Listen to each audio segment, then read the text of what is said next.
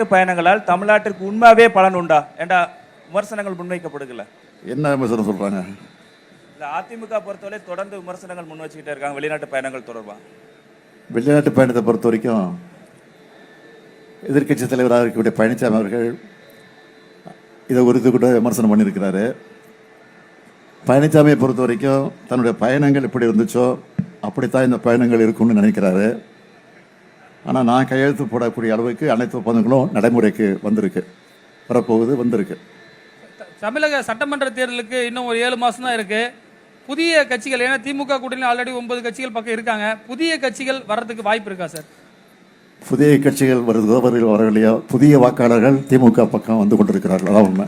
Sir, Bihar கூட போயிட்டு வந்தீங்க அண்மையில். அந்த பீகாரில் எலெக்ஷன் கமிஷன் சில விஷயங்கள் பண்ணதாக அங்கே சொன்னீங்க. தமிழ்நாட்டில் அதே மாதிரி வாய்ப்பு இருக்கா சார்? அதே மாதிரி எலெக்ஷன் கமிஷனுடைய செயல்பாடுகள் இருக்குன்னு நினைக்கிறீங்களா நீங்கள்?